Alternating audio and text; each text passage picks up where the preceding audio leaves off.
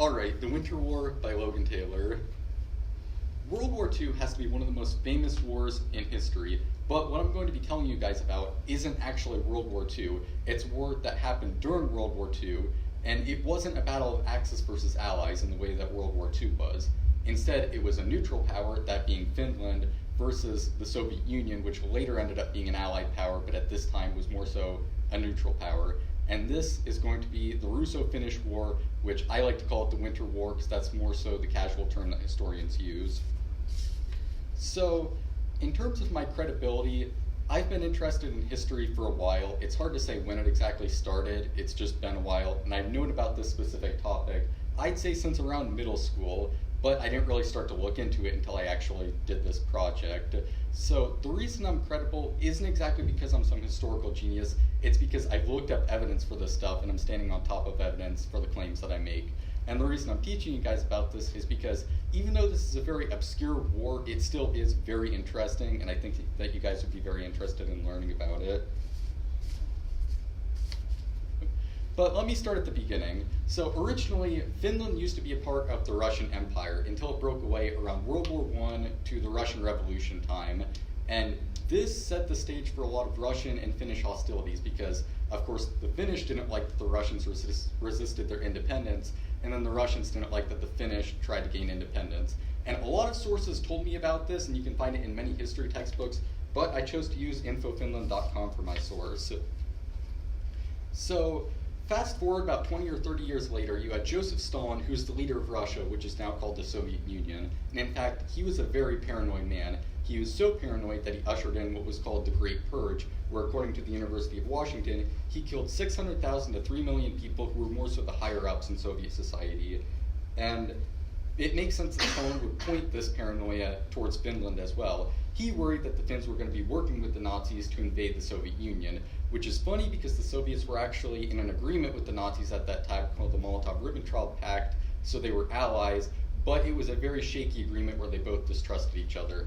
And I would have to say that William Trotter, in his book, Frozen Hell, The Russo-Finnish Winter War of 1939 through 1940, he put it very well when he said, Russia needed some positive guarantees from Finland that Germany would never be allowed to use Finnish territory as a springboard to attack the USSR. So what he decided to do was he wanted to invade, well first he wanted to take some land on the eastern border of Finland, but the Finnish government denied that. So he would have invaded, but he wanted the war to look more so defensive so he didn't look like he was starting an unjustified war. So he made up an incident where Russian soldiers were shot by Finnish soldiers in Manila, Russia, and he tried to get the Finnish government to own up to it. The Finnish government didn't because they didn't do it, so he used that as a pretext for invasion and invaded on November 30th, 1939. But before this war starts, I just want to take a look at, I want to tell you guys about the Soviet Union versus Finland and just some statistics on them. First, let's start with population. The Soviet Union had a population of 170.6 million people, to Finland only having a population of 3.7 million people. This means that the Soviet population was 46 times higher than that of Finland, so they definitely had an advantage. Now I'm going to go over some military statistics that I found from Kennedy Hickman at thoughtco.com. For this invasion, the Soviet Union had about 450,000 troops to Finland, which had 180,000, meaning that the Russian troops outnumbered the Finnish troops by about 2 to 1, well, a little over 2 to 1. And overall, the Soviet military was a lot more advanced, had a lot better technology, all of that stuff. So the Soviets had an advantage going into it, but let's see how the actual war went. So, to make the war a little bit more even, the Finns decided to use a bunch of guerrilla war tactics. The first one is their military outfits. They used white military outfits so they could blend in with the snow, compared to the Soviets who used dark military outfits that contrasted the snow, which would have worked if it were warmer and they were blending in with the ground, but it was snow so they contrasted, making it easier for the Finns to see, attack, and shoot them. Then there's also the fact that the Finns used Molotov cocktails, they threw logs in the way of Soviet tanks, and you're going to like this one, but the Finns used ski warfare, where they hooked themselves up to skis so they could be a lot more mobile in the snow. And overall, they just took advantage of having the home turf.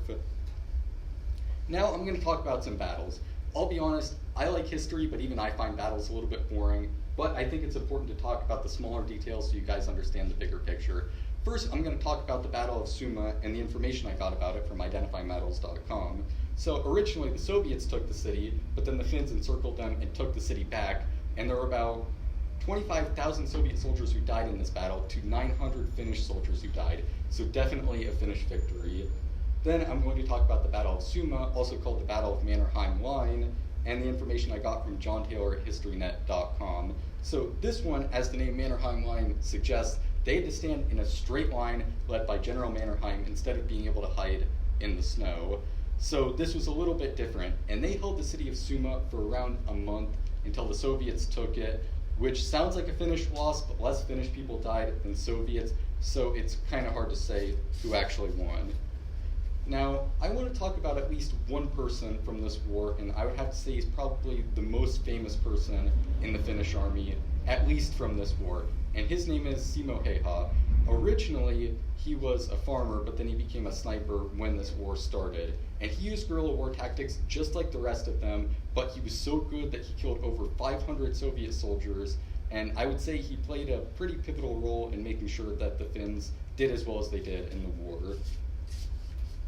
So the war went on for a while, so I'm going to talk about how the war ended. The war ended 105 days after it started on March 12, 1940, and this is why it's called the Winter War, because it took place during the winter months of two cold countries. So eventually both sides kind of got exhausted, and as Ethan Beck put it in his journal, The Winter War Causes and Effects, uniting its, the Soviets, forces, and compelling Finland to fight a war of attrition that a small population could not withstand, 105 days after the war began, on March 13th, Finland's high casualties forced it to sign a peace treaty, giving it to Russian demands. So they signed the Moscow Peace Treaty, which ended the war and made sure that Finland had to give up some land on their eastern border. So let's talk about some takeaways of it. So both sides surrendered due to exhaustion, but it was in different forms. For the Soviet side, they were exhausted because they lost a lot of men. For the Finnish side, they were exhausted because they were low on resources. And in fact, so many Soviets died that for every one Finnish soldier who died, there were about 4 to 5 Soviet soldiers who died in this war, which is a lot. The Finns definitely did pretty good in this war. But in the end, like I said earlier, Finland lost some land on their eastern border. So this begs the question of who actually won this war.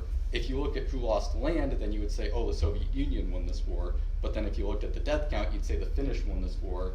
Then if you decided to factor in the fact that Finland had a smaller military, you'd say they won, but then some people like to look at it more objectively and ignore the military stats. And then some people say they tied.